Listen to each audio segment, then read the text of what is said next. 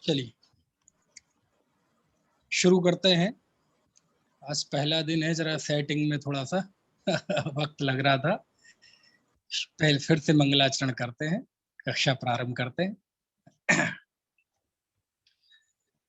नमो अर्हंताड़ं नमो सिद्धाड़ं नमो वायरियाड़ं नमो अज्झायाड़ं नमो Lowe सव्यसाहुड़ं मंगलम भगवान वीरो मंगलम गौतमोगणी मंगलम कुंद कुंदाद्यो जैन धर्मोस्तु मंगलम सर्वमंगल मांगल्यम सर्वकल्याणकारकम धाना जैनम जयतु शासनम मोक्षमार्गस्य नेतारं भेत्तारं कर्मभूभृतां ज्ञातारं विश्वतत्त्वानां वन्दे तद्गुणलब्धये। तत्वार्थ सूत्र। तत्वार्थ सूत्र में प्रारंभ से ही हम चलेंगे। तत्वार्थ सूत्र लेने का मन इसलिए हुआ, काफी दिन से मन था, क्योंकि हमारी जो सर्वांगीण जीवन के लिए एक साधक के लिए उसकी श्रद्धा, उसका ज्ञान, उसका आचरण, उसका वैराग्य, ये सारी चीजें सम्यक होनी चाहिए, शुद्ध होनी चाहिए। और आज के में यदि कोई हकीकत में सुखी होना चाहता है, तत्वज्ञानी होना चाहता है, तो इस युग के कुछ शास्त्रों का लेखन और उनका अनुशीलन बहुत आवश्यक है। जैसे तत्व ज्ञान की निर्मलता के लिए तत्वार्थ सूत्र, हमारी आचरण की शुद्धता के लिए कर्ण श्रावकाचार यदि हम श्रावक हैं तो, और अपनी दृष्टि की शुद्धता के समय सार, वस्तु का सर्वांगीण अध्ययन और परिपक्व अनेकांतमयी चिंतन विकसित करने के लिए मोक्ष मार्ग प्रकाशक, इन ग्रंथों का जरूर अध्ययन होना चाहिए। आत्मार्थियों के बीच में तत्वार्थ सूत्र का चलन थोड़ा सा कम है नहीं, ऐसा नहीं कहता मैं, थोड़ा सा कम है। तो तत्वार्थ सूत्र, चूंकि तत्वार्थ सूत्र से जुड़े हुए विषय इतने अधिक हैं, तत्वार्थ सूत्र का एक एक सूत्र अपने आप में इतनी गहराई, इतनी ऐतिहासिकता लिए हुए है कि धीरे धीरे जब हम इसको पढ़ें तो आपको पता चलेगा कि तत्वार्थ सूत्र आखिर है क्या। वैसे जैन समाज तत्वार्थ सूत्र से अपरिचित हो, ऐसा बिल्कुल नहीं है। और तीन चीजें अखंड जैन समाज में एक स्वर में स्वीकृत हैं। जैन समाज जो कि मुख्य रूप से दुर्दैव से श्वेतांबर और दिगंबर दो भागों में बट गया और फिर और कई भागों में बट गया, लेकिन ये सब जैन धर्म के कृष्ण पक्ष हैं। यदि पूरे हम अखंड एक जैन समुदाय को देखें, जैन मान्यता को देखें, तो तीन चीजें अखंड जैन समाज में, अविभाज्य जैन समाज में स्वीकृत है।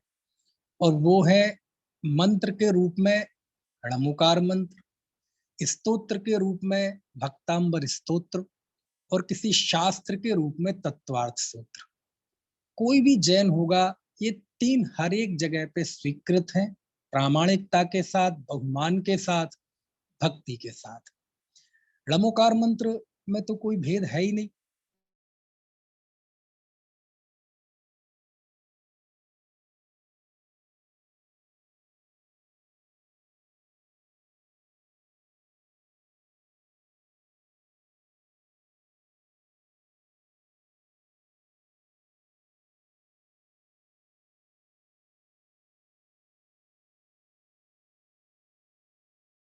कारण है णमुकार मंत्र के साथ जुड़ी हुई अनेक अनेक की दंत कथाएं और चमत्कार के भाव, इन सब का भी कहीं ना कहीं कुछ ना कुछ योगदान रहता है। इसके बाद यदि हम आए भक्तांबर स्तोत्र, तो भक्तांबर स्तोत्र भी अविभाज्य अखंड जैन समाज में स्वीकृत है, लेकिन उसकी लोकप्रियता का कारण, चूंकि भक्तांबर है, स्तुति है, भगवान की स्तुति है, हृदय की सरलता है, भगवान की उच्चता की स्वीकृति है, तो भक्तांबर स्तोत्र में जो भक्ति भाव है वो तो महान है ही, लेकिन यदि भक्तांबर स्तोत्र लोकप्रिय हुआ तो उसके पीछे बहुत बड़ा योगदान उसके साथ जुड़ी हुई कुछ मान्यताओं का है, कुछ कथाओं का है, तालों का है, तालों के टूटने का है, उसके साथ जुड़ी हुई रोग को ठीक करने का, भूत भगाने का, ऐसी जो दूसरी दूसरी चीजें उसके साथ जुड़ गई, उसने भी भक्तांबर को महत्व दिया। लेकिन ये तीसरा जो तत्वार सूत्र है, ये यदि इतना महान हुआ, इतना लोकप्रिय हुआ, तो इसके साथ कोई दंत कथा नहीं जुड़ी, इसके साथ कोई चमत्कार नहीं जुड़ा, इससे कोई भूत भगाना या जलोदर रोग ठीक होना अथवा ताले टूटना अथवा कुष्ठ रोग होना, ऐसी कोई दंत कथा इसके साथ नहीं है। और वर्तमान दौर में इन सब कथाओं और इन सब चमत्कारों को हटाने के बावजूद भी यदि कोई रचना 1900 साल से अपना प्रभुत्व जमाए हुए है, तो इसका कारण है इस तत्वार सूत्र के सूत्रों में पाई जाने वाली विषय वस्तु, तत्वार सूत्र के सूत्रों में पाई जाने वाली गहराई, उसमें हमारे जीवन निर्माण करने वाले सूत्र है ना। इसलिए मैं तत्वार सूत्र को बहुत महत्व देता हूं, और हमारे यहाँ इतनी भक्ति है इसके प्रति, तत्वार सूत्र के प्रति, कि अनेक जीव ऐसे हैं, हजारों लाखों की तादाद में, कि कहीं कहीं भले ही हम इसका अर्थ जाने चाहे नहीं जाने, लेकिन इसके पाठ को बड़ा महत्व दिया जाता है। और अष्टमी चतुर्दशी में बहुत लोग इसका आद्योपांत पाठ करते हैं। दशलक्षण अष्टानिका में तो इसके पाठ का बहुत अच्छा चलन है। आप मालवा में जाएंगे, इंदौर तरफ, तो वहां तो दशलक्षण में एक समय पूरे तत्वार सूत्र का पाठ अर्थ सहित होता ही है। हम भी जाते हैं तो सुबह शाम व्याख्यान के अलावा दोपहर में 1.5-2 घंटे तत्वार सूत्र चलता ही है। वो परंपरा है वहां की, और अच्छी परंपरा है, क्योंकि हमारे यहाँ तत्वार सूत्र यानी कोई भी शास्त्र है, उसका यदि शुद्ध पाठ किया जाए तो वह भी सम्यक ज्ञान का एक अंग है। स्वाध्याय के 5 भेदों में आमनाय नाम का भेद है। कहने का आशय यह है कि तत्वार सूत्र की विषय वस्तु से भले ही कम परिचित हो समाज, ज्यादा परिचित हो, अपरिचित हो, लेकिन तत्वार सूत्र का महत्व जो है, हमारी साधक समाज, आत्मार्थी समाज, त्यागी वर्ग, विद्वत वर्ग, सब जगह हमारे जो हृदय में है वो जमा हुआ है। और दुनिया का कोई भी विश्वविद्यालय हो, महाविद्यालय हो, यदि वहां जैन दर्शन पढ़ाया जाता है तो ये तत्वार सूत्र जरूर पढ़ाया जाता है।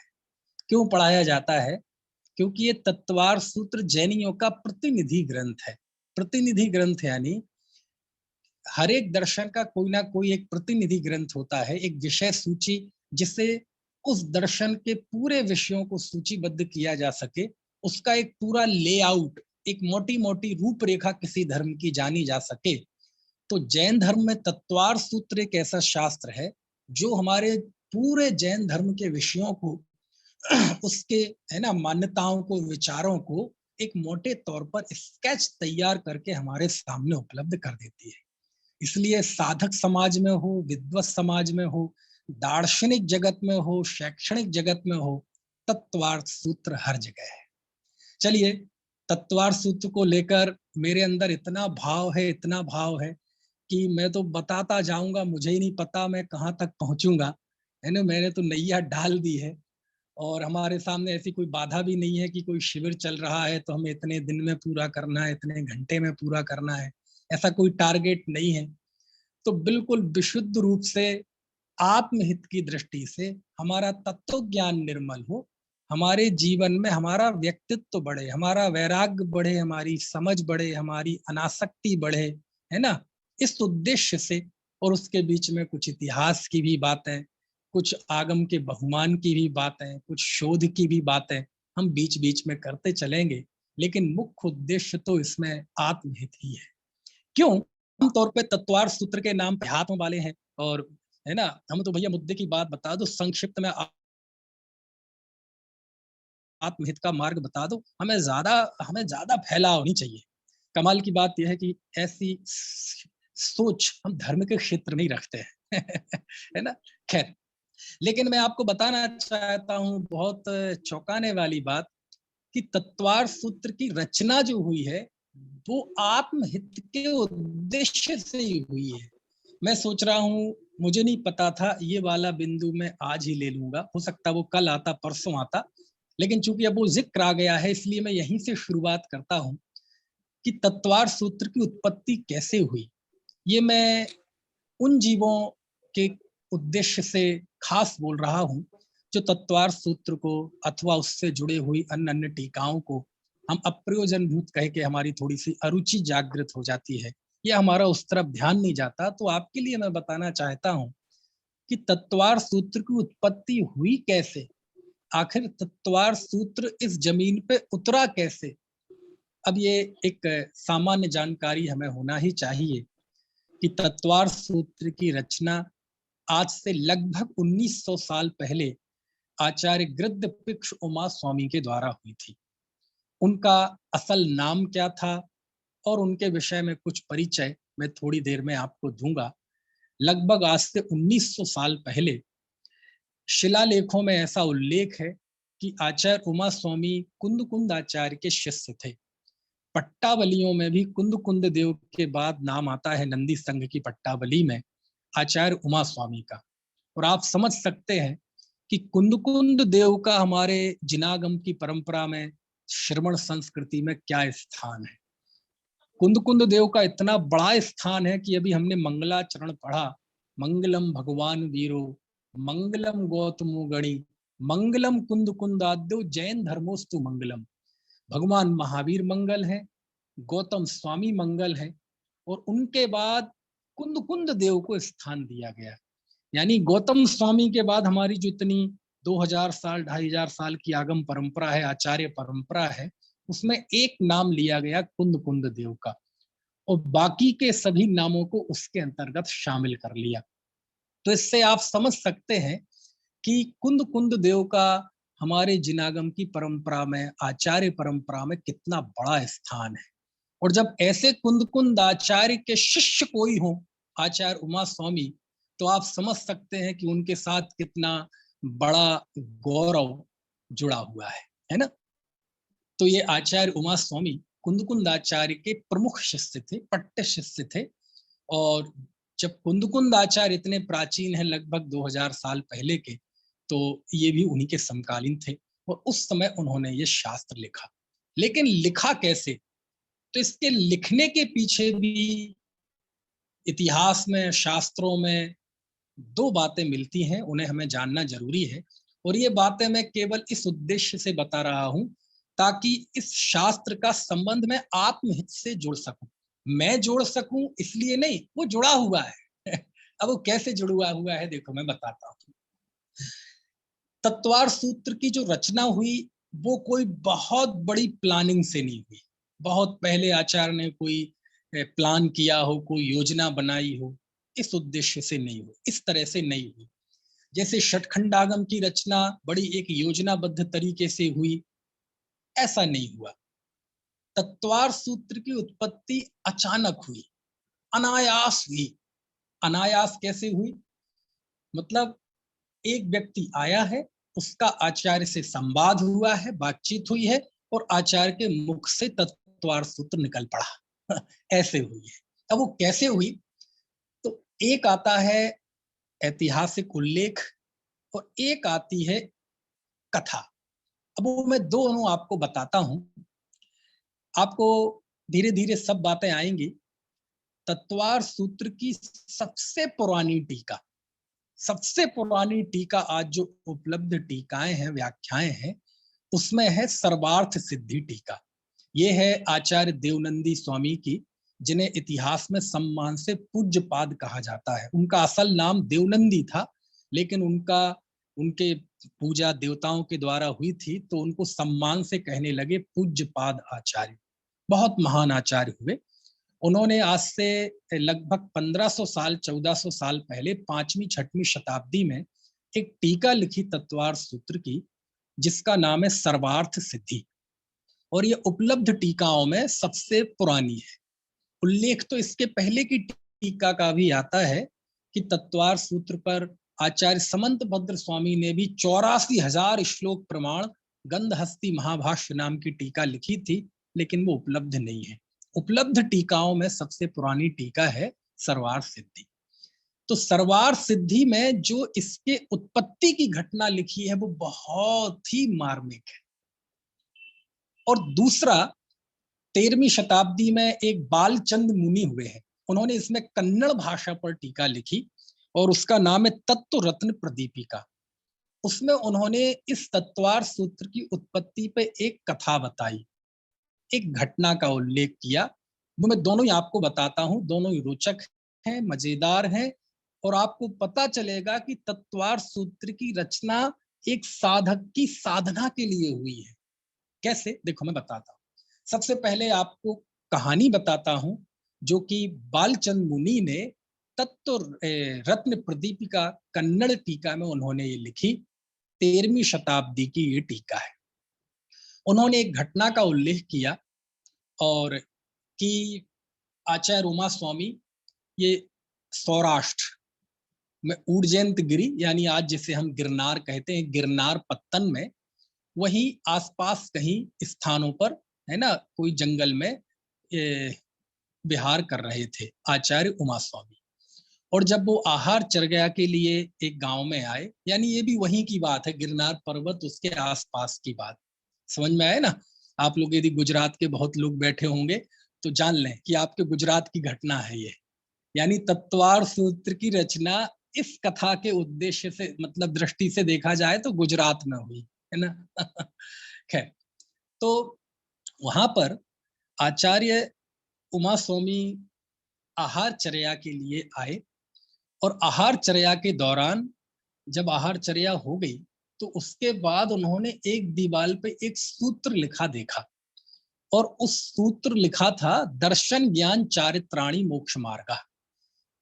अच्छा, अब ये बताने के पहले आपको मैं इस बात का स्मरण दिला दूं कि इस तत्वार्थ सूत्र का पहला सूत्र है सम्यक दर्शन ज्ञान चारित्राणी मोक्ष मार्गा। सम्यक दर्शन ज्ञान चारित्र तीनों मिलकर एक मुक्ति का मार्ग है, ये इसका पहला सूत्र है। अब ये सूत्र की व्याख्या तो बहुत लंबी है, उसका नंबर आएगा जब हम करेंगे, बहुत आनंद के साथ करेंगे, लेकिन अभी इस सूत्र का स्मरण मुझे इस बात को समझाने के लिए करना पड़ रहा है। तो वहां दीवाल पे सूत्र लिखा था दर्शन ज्ञान चारित्राणी मोक्ष मार्ग। आचार्य देव को उस सूत्र जब उन्हें पढ़ा उन्होंने, तो उनके दिमाग में कुछ खटका, है ना। उन्हें लगा कि नहीं, इस सूत्र में अभी कुछ कमी है, और उन्होंने वहीं जो कुछ लिखने का पड़ा होगा, उन्होंने उसमें सम्यक शब्द जोड़ दिया और सूत्र बन गया सम्यक दर्शन ज्ञान चारित्राणी मोक्ष मार्ग। वो तो चले गए। अब वो जो उस घर का मुखिया था, जब वो लौटकर आया और उसने वो सम्यक शब्द जुड़ा हुआ देखा, क्योंकि वो दर्शन ज्ञान चारित्राणी मोक्ष मार्ग उसने ही लिख रखा था, और वो तो उस सूत्र को बढ़िया शुद्ध मान के चल रहा था एकदम। लेकिन जब वो सम्यक शब्द जुड़ा मिला तो उसे जिज्ञासा हुई। पहले तो उसे लगा कि किसी ने ये छेड़खानी कर दी है, हो सकता है किसी बच्चे ने छेड़खानी कर दी हो, है ना, जैसे बच्चे करते हैं ना। बच्चे क्या, बड़े बच्चे हो तो वो भी कर देते हैं। जैसे कहीं लिखा हो कि यहाँ थूकना मना है, तो वो जाएंगे और मना पे साफ कर देंगे, तो वो अर्थ बदल जाएगा, क्या होगा, यहाँ थूकना है। है ना। यह आम रास्ता नहीं है।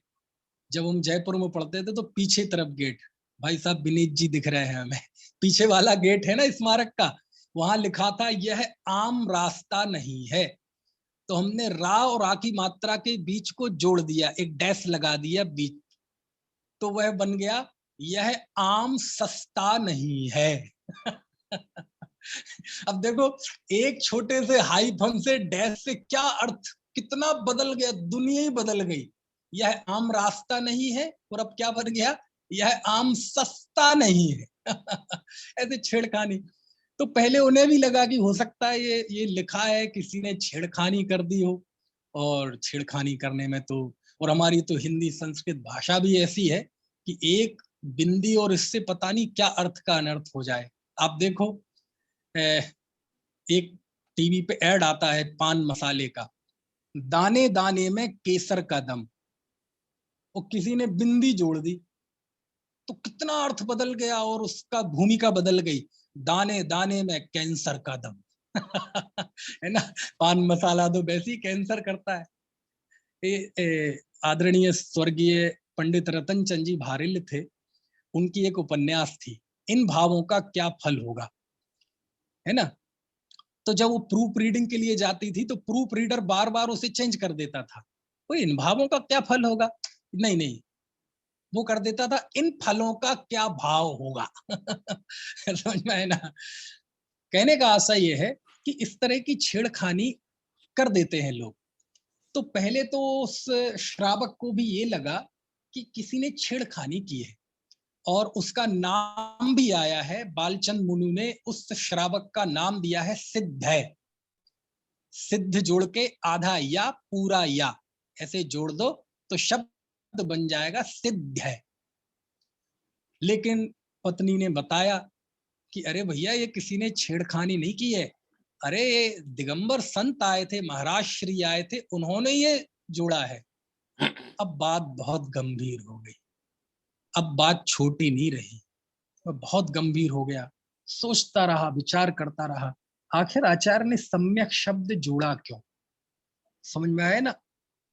तो उसे कुछ कुछ समझ में तो आया, और इसके बाद उसने फिर आगे काम नहीं किया। बोले नहीं, पहले हम मुनिराज की, महाराज श्री की खोज में जाएंगे, उनसे पूछेंगे, उनसे इस पे चर्चा करेंगे, उनसे कुछ सीखेंगे।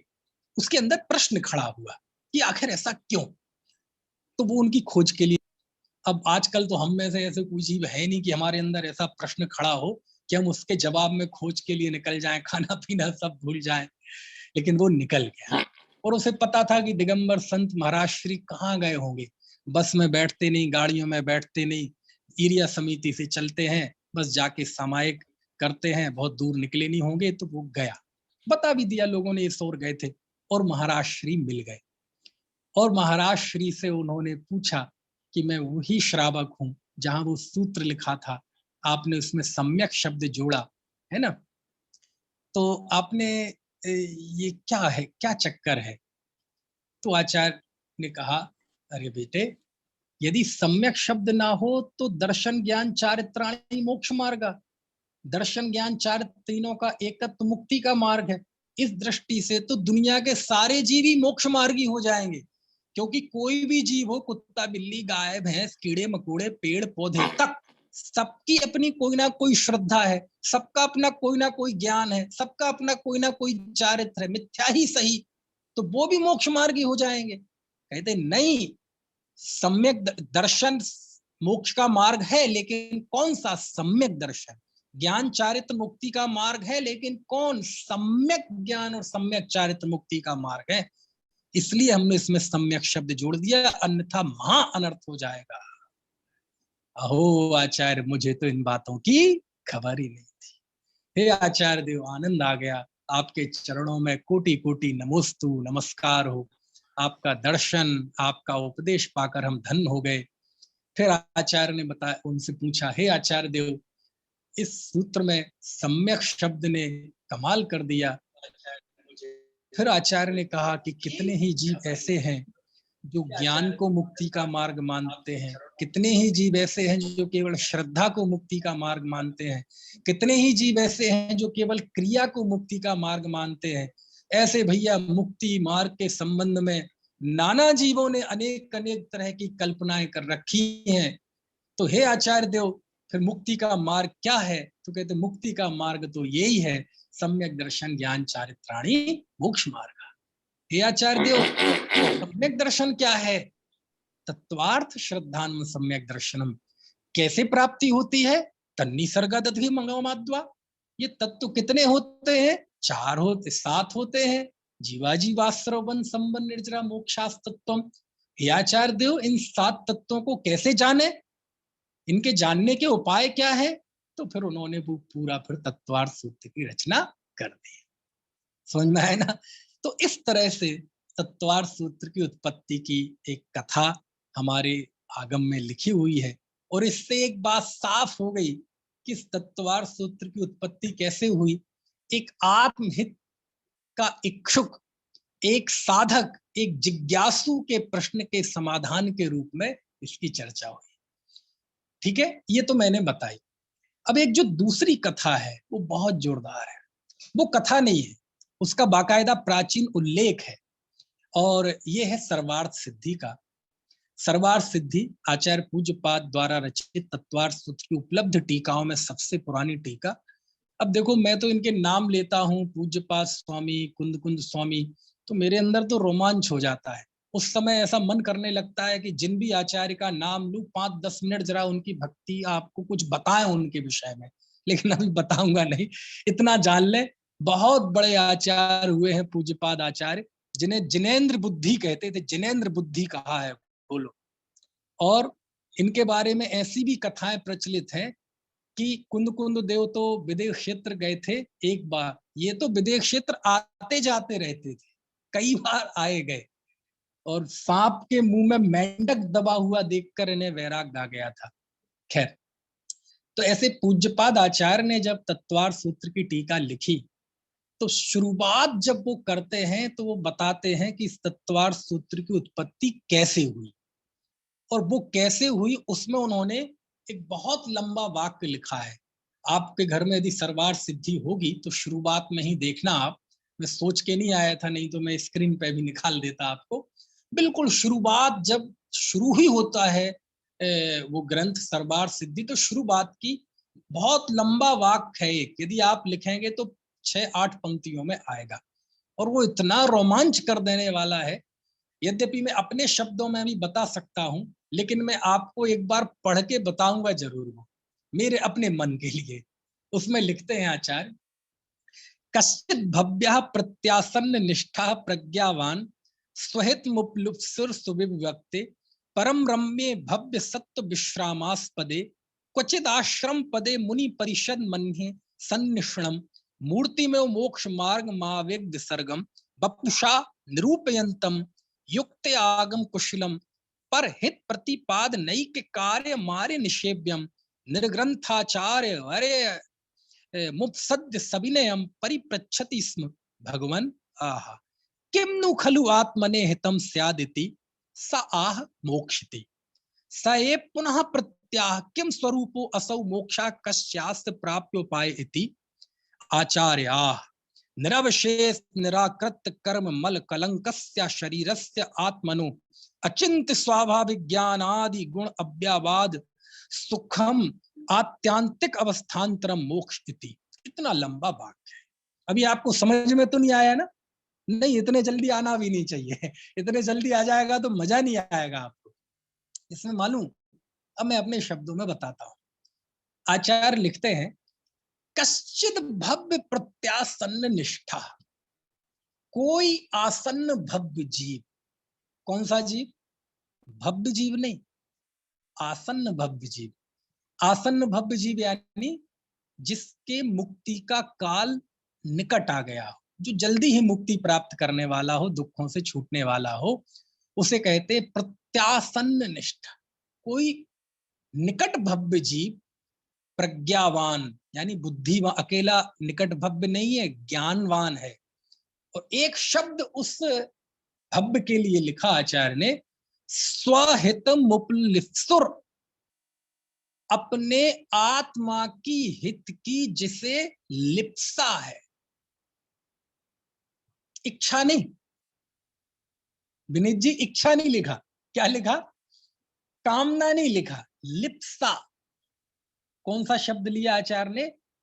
स्वहित मुपलिप्सु, आत्मा के हित का लिप्सु, है ना। अब आपने लिप्सा शब्द सुना होगा लौकिक अर्थ में, कि किसी चीज की लिप्सा होता है, उसी के बारे में सोचता है, टकटकी लगा के देखता है, जैसे बच्चे कोई चटोरे टाइप के होते हैं ना, अब उन्हें आइसक्रीम खानी है, अब उन्हें उनके पास है नहीं, कोई दूसरा खा रहा है तो बिल्कुल ऐसा जीभ लपलपाते हुए देखेंगे, उसे कहते लिप्सा। तो ऐसे जिसे आत्मा की हित की लिप्सा है, आहा, कौन सा शब्द दिया? है लिप्सा। ऐसा वह भव्य जीव, वह ऐसे स्थान पर गया जो अत्यंत रमणीक वन, यानी जहां आचार्य उमा स्वामी है वह अत्यंत रमणीक वन है, जंगल है।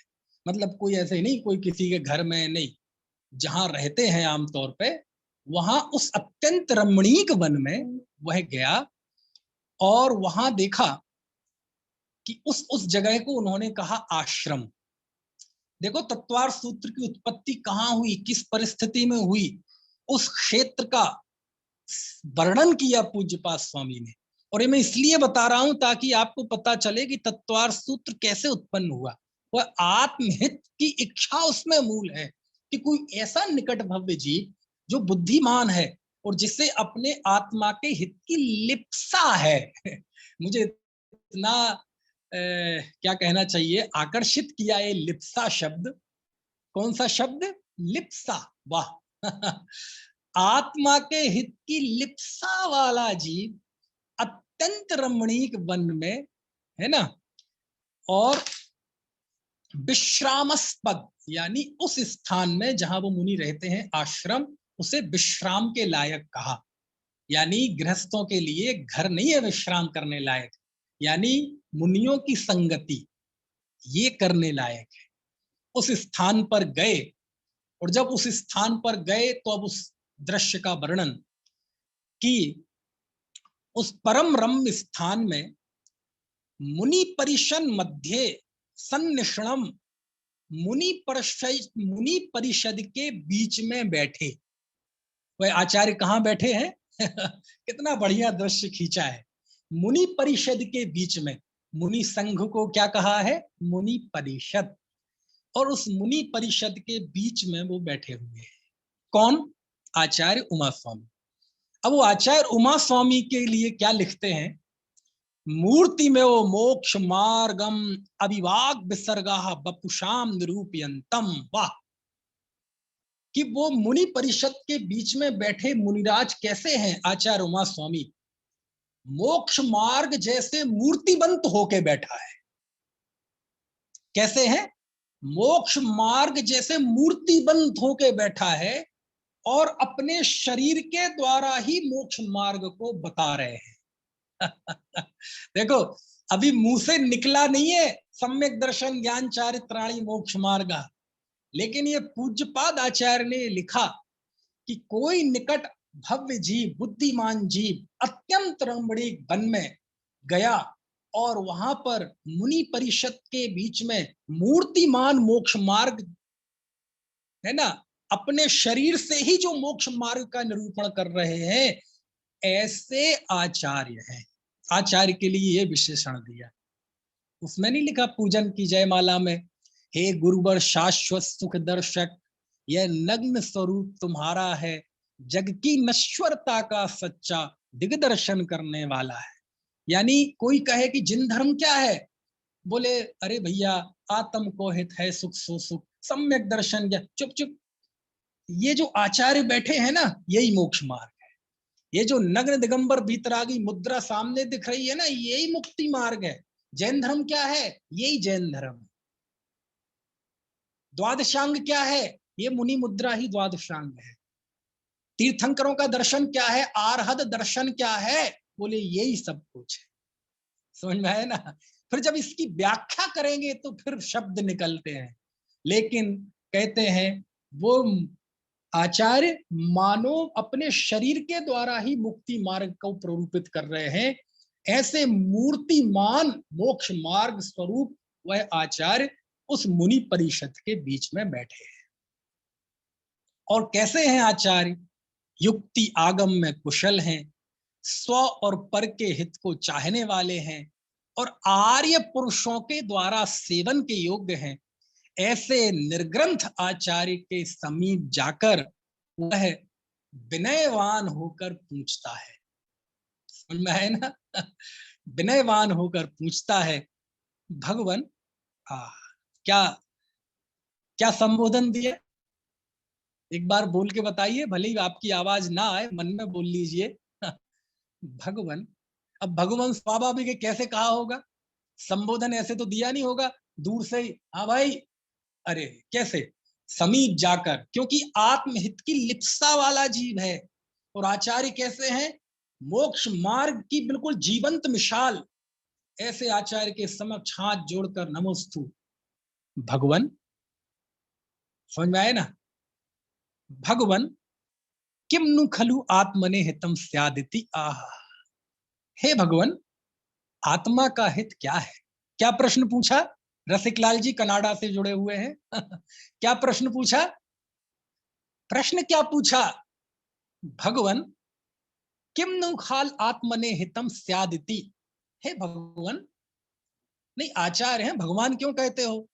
अरे भैया, भगवान ही है, समझ में है ना। भक्ति, भक्ति है ना, ये बहुमान है, कुंद कुंद भगवान हम बोलते कि नहीं, भगवान।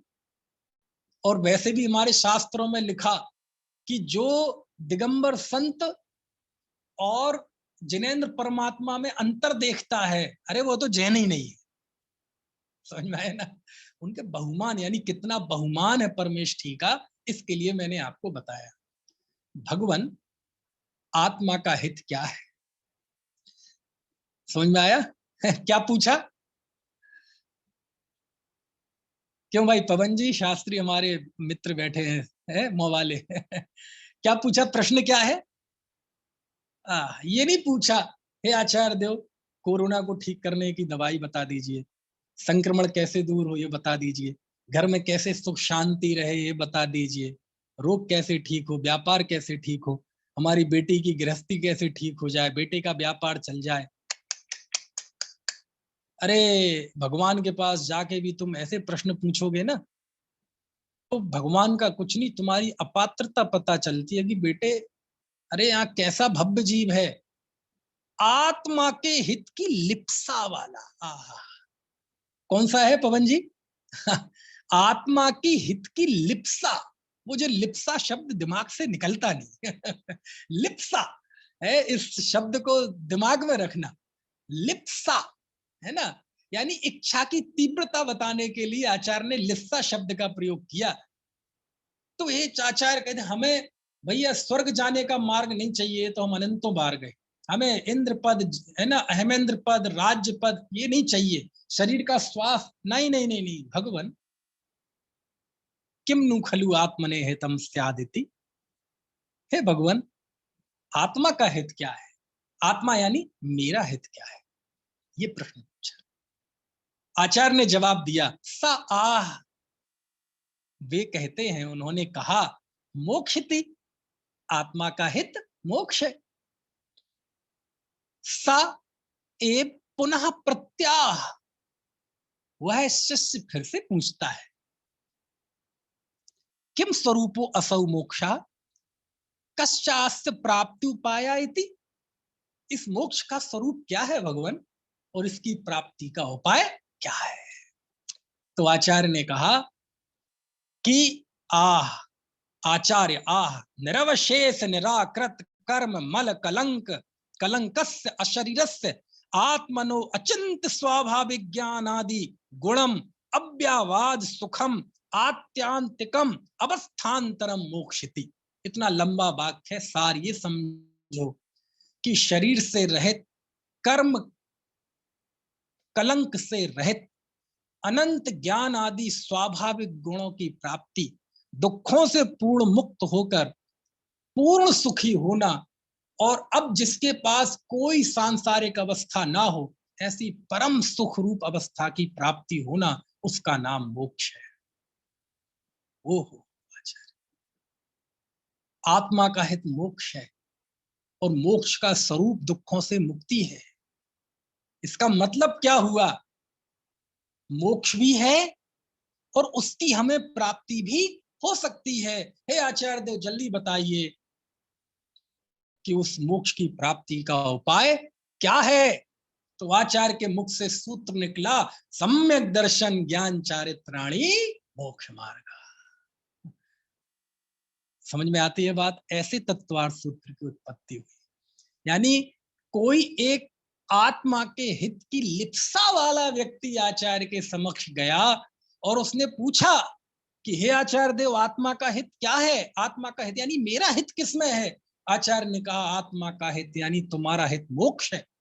किसे कहते हैं मोक्ष? कहते संपूर्ण सुखरूप अवस्था का नाम मोक्ष है। हे आचार्य देव, मैं चाहता हूं ऐसे सुख की प्राप्ति करना, तो कहते हैं सम्यक दर्शन ज्ञान चारित्राणी मोक्ष मार्गा।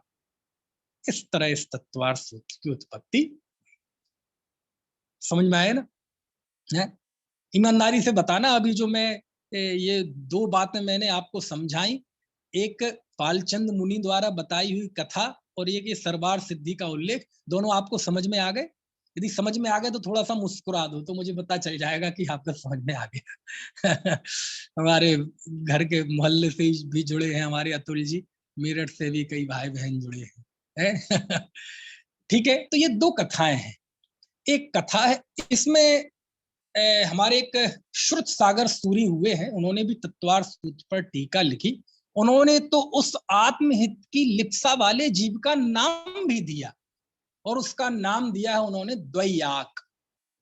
दावा जैसे द्वारा लिखते ना, तो द्वा और याक, द्वैयाक, ऐसा उन्होंने नाम भी दिया। ठीक है, तो ये दो उल्लेख आ गए। एक में एक कथा है, दूसरी में कथा नहीं बल्कि बाकायदा उसकी एक पृष्ठभूमि में बताई है। अब इन दोनों का थोड़ा सा हम यदि थोड़ा सा तुलनात्मक अध्ययन करें तो कुछ चीजें निकल कर आएंगी। एक कथा में उस श्रावक का नाम दिया सिद्धय, और दूसरी उल्लेख में श्रुत सागर सूर्य ने नाम दिया द्वैयाक। तो नाम को तो गौण कर दो, कहानी घटना हुई कि नहीं हुई ये गौण कर दो।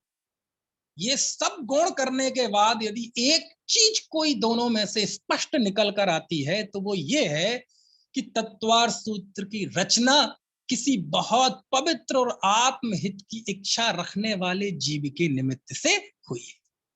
यानी इसका सीधा संबंध, तत्वार्थ सूत्र का सीधा संबंध आत्महित से है।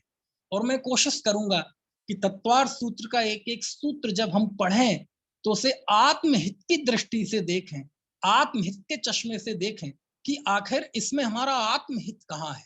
क्योंकि कई सूत्र ऐसे आएंगे ऐसा लगेगा इसमें आत्महित का क्या संबंध है, इसमें आत्मा का हित क्या है। लेकिन जब तत्वार्थ सूत्र की रचना एक आत्महित के लिप्सा वाले जीव के निमित्त से हुई है, इसका मतलब ये है कि इसका हर एक सूत्र हमारे आत्महित के लिए उत्प्रेरक है। और हम उस दृष्टि से भी एक एक सूत्र को देखने की कोशिश करेंगे। हम कोई भी सूत्र पढ़ेंगे ये भी देखेंगे इसमें मेरा हित कहाँ है, इसमें मेरा हित कहाँ है। समझ में आती है ना? अनेक बार। और ये जो पूज्यपाद स्वामी ने ये जो उत्थानिका दी कि कोई आसन्न भव्य जीव आचार्य के समक्ष गया, ये अकलंक देव ने भी लिखी। उनसे लगभग 200 साल बाद अकलंक देव ने तत्वार्थ वार्तिक टीका लिखी, उसमें भी यही उत्थानिका लिखी। और उसके बाद फिर तो परंपरा चल पड़ी, और फिर चल पड़ी तो वो आज तक चल रही है। लेकिन इसके मूल में ये पूज्यपाद स्वामी की सरवार सिद्धि। कभी कभी प्रश्न उठ जाता है हमारे बीच में, बहुत पहले मुझसे किया था इसलिए वो प्रश्न मुझे याद आ गया कि डॉक्टर साहब ये जो आप कथाएं सुनाते हैं ना, ये वो गए और वो सूत्र लिखा था, सम्यक शब्द जोड़ दिया और ये और वो, ये सब तो बनाई हुई कथाएं लग, ऐसे ऐसे कोई तत्वार्थ सूत्र की रचना होती है कि अचानक खड़े खड़े ऐसे कर दी क्या? ऐसी छोटी, अरे इन्हें पता ही नहीं है भैया, हो जाती है छोटी छोटी घटनाओं से क्या क्या हो जाता है। समझ में आया ना? इतना ही तो कहा था द्रौपदी ने, अंधे का पुत्र अंधा, क्या हुआ? अरे एक वाक्य में छोटी छोटी घटना से बड़े बड़े कार्य हो जाते हैं। छोटे छोटे संवाद से संस्कृतियां, देश, सभ्यताएं बन जाती हैं, बिगड़ जाती हैं। आप तो तत्वार्थ सूत्र की बात कर रहे हैं। समझ में है ना? एक छोटा सा मुझे वो याद आ गया, चूंकि वो मेरी आंखों के सामने की चीज है इसलिए मैं आपको बता देता हूँ। आप कभी द्रोणगिरी गए हैं? सैनपा, जो कि बड़ा मलहरा मध्य प्रदेश में, बड़ा मलहरा और ग्वारा के नजदीक है। तो वहां सैनपा में एक सिद्धायतन बना नदी के किनारे, बहुत साल पहले की बात है, 2000 सन की बात है। वहां बुंदेलखंड में मैंने 35 जगह शिविर लगा था। तो वो शिविर लगा तो उसका सबका एक दिन सामूहिक अंत में समापन समारोह वहां द्रोणगिरी में हुआ। ठीक है। और वहां एक, अब तो वहां वो जगह ही बदल गई, वहां एक आश्रम, उदासीन आश्रम है। उस समय थोड़ा अलग रूपरेखा थी, आज तो वो अच्छा बन गया। अब तो हम ही वहां भी 2 साल पहले देखने गए थे तो पहचान ही नहीं पाए थे कि ये वही जगह है ना। तो वहां जब समापन समारोह हुआ तो कुछ उपद्रवियों ने वहां उपद्रव कर दिया और उसमें बहुत विघ्न किए। और उस, जब वो शिविर का समापन समारोह शुरू होने वाला था, 35 जगह से लोग आए थे, 400-500 लोग, बस बस से, कोई बसों से भर के, कोई गाड़ियों से, अपने जैसे जिसका साधन मिला। काफी जगह लगा था। हमारे भाई साहब बैठे दिलीप मलैया, इनके बक्सवाह में भी लगा था, वहां से भी आए थे। तो वहां क्या हुआ कि कार्यक्रम शुरू होने के पहले सब लोग अच्छे से बैठ जाएं, तो उसका जो संयोजक था वो एक भजन गवा रहा था लोगों को। और उस भजन के दौरान पीछे से 15, 20, 25 उपद्रवी तत्व आ गए और वो जय जयकारा वो विघ्न करने के लिए आए थे। तो वो जब जो संयोजक वो भजन गवा रहा था तो लोगों का ध्यान थोड़ा बट गया। अब वो तो झगड़े के लिए आई थे, किसी ना किसी बहाने झगड़ा करना ही था।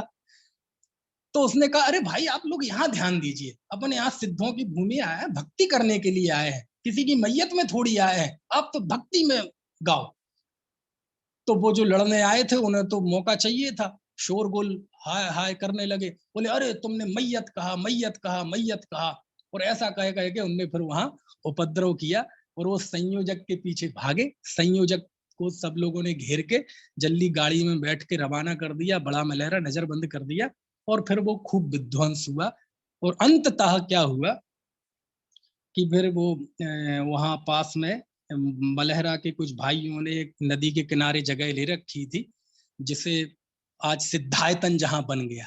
तो वो लोग फिर वहां गए, वहीं सूखी घास फूस खेत की उबड़ खाबड़ जमीन में जैसे तैसे कार्यक्रम किया और वहीं बैठकर संकल्प लिया कि आज जो स्थिति बनी है हम इसी स्थान पर एक आयतन बनाएंगे। और आज वो इतना बड़ा आयतन बन गया, समझ में है ना। तो आज भी, अब देखो, अब इतनी सी तो लोग वहां, जिस वो संयोजक था ना, उसको आज भी लोग कहते हैं कि देखो तुमने एक शब्द बोला था ना, मैयत, मैयत शब्द ने यहाँ कई एकड़ का इतना बड़ा तीर्थ विकसित कर दिया। कौन से शब्द ने? एक शब्द ने। समझ में आया ना। आज भी वो जाते हैं तो मजाक में कहते हैं, ये देखो आइए आगे सिद्धायतन के कर्ता, तीर्थ के निर्माता, इनके बोलने में इतनी ताकत है कि इनके बोले हुए एक शब्द ने तीर्थ बना दिया। तो वो भी कह देता है कि भाई साहब आपके नगर में बनवाना हो तो बुला लो, वहां भी हम बनवा देंगे। है ना। तो ऐसा होता है। और पता है वो व्यक्ति कौन था, मलैया जी? आप जानते हो उसे, बहुत अच्छे से जानते हैं, आपका ही भाई है। उत्तर प्रदेश का मेरठ है ना, मेरठ में ही रहता है।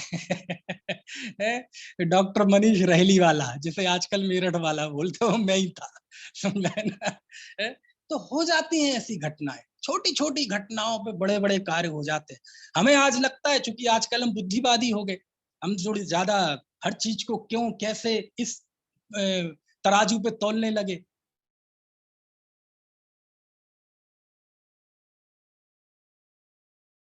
का हित क्या है, मुक्ति का उपाय क्या है, आचार्य ने कह दिया सम्यक दर्शन ज्ञान चारित्राणी मोक्ष मार्ग। हे आचार्य देव, बात कुछ ज्यादा समझना चाहते हैं हम, थोड़ी बुद्धि के कम है, हमें थोड़ा कृपा करके और समझाओ। समझाता हूँ। तो उन्होंने समझाया। फिर उनके मन में आ गया, क्यों ना इसी थीम पे एक पूरी श्रृंखला लिख दी जाए। लिख दी, तत्वार सूत्र बन गया। कोई बहुत बड़ी घटना है क्या? लेकिन ये सारी घटनाएं मैंने केवल एक उद्देश्य से बताई हैं कि केवल हमें ये पता चले कि तत्वार सूत्र की रचना आत्महित के लिप्सा वाले एक भास आसन्न भव्य जीव के निमित्त से हुई है। यदि आप ये सोचते हैं कि तत्वार सूत्र केवल आगम पद्धति का ग्रंथ है, इसमें कहाँ प्रयोजन भूत तत्व है, इसमें कहाँ आत्मा का हित है, तो आप बहुत बड़ी भूल में है ना। तो आज मैंने केवल उत्पत्ति के संबंध में छोटी सी 2 बातें बताई। अब हमें मंगलाचरण तक पहुंचने के पहले छोटे छोटे 2-3 बिंदुओं पर हम और बात करेंगे। क्योंकि ये तत्वार्थ सूत्र का नाम क्या है। अच्छा, आप हमें नाम भी बताएंगे? हाँ, आपको नाम भी बताएंगे। तत्वार्थ सूत्र का नाम क्या है? हमने कह तो दिया उमा स्वामी, लेकिन उमा स्वामी नाम के आचार्य के कोई प्राचीन उल्लेख नहीं है, हम उस पर भी बात करेंगे। और एक बहुत महत्वपूर्ण बिंदु कि तत्वार्थ सूत्र में आखिर ऐसा है क्या जो ये इतना प्रसिद्ध हुआ।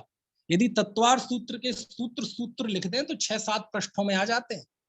वो 6-7 पृष्ठों की रचना में आखिर ऐसा क्या है कि जिसपे आज सैकड़ों टीकाएं लिख गई, सैकड़ों टीकाएं, व्याख्याएं लिखी गई इस तत्व। दुनिया का एक ऐसा ग्रंथ जिसपे सबसे ज्यादा काम हुआ है वो एक तत्वार्थ सूत्र है, जिसपे 1000 से ज्यादा काम हुआ है, टीका भाष्य वार्तिक मिला के 1000 से भी ज्यादा काम हुआ है। और है कितना तत्वार्थ सूत्र? मुश्किल से 6-7 पृष्ठ का। तो आखिर आचार्यों को उसमें ऐसी क्या संभावना लगी कि उसपे श्लोक वार्तिक विद्यानंदी की टीका है। पहले सूत्र पर पूरी एक पुस्तक है, एक 500 पृष्ठ का पेज है, मतलब 500 पृष्ठ का ग्रंथ, 7 भागों में है उनकी वो टीका। पहला भाग केवल एक सूत्र पर है, सम्यक दर्शन ज्ञान चारित्राणी मोक्ष मार्ग। समझ में आया ना? इसके मंगलाचरण पर ना जाने कितनी टीकाएं लिखी गई। तो अब क्यों है इतना, क्या है इन सब का इतिहास? बहुत रोमांच कर देने वाली सब बातें हैं। आपको आगम का, ज्ञानियों का श्रम, उनकी भक्ति, श्रुत भक्ति भी पता चलेगी। इस उद्देश्य को भी ये पूरा करेगा। लेकिन आज समय हो गया है और इसकी चर्चा हम कल करेंगे। ठीक है, अभी किसी को कोई प्रश्न हो तो आप पूछ सकते हैं।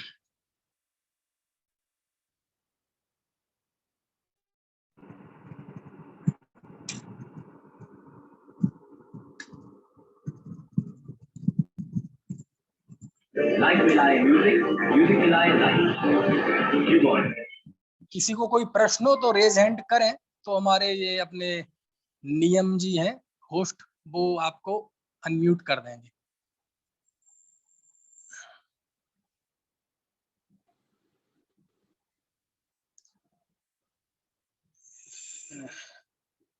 चलिए,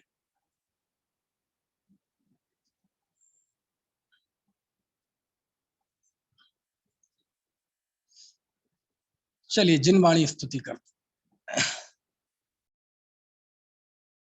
वाणी के ज्ञान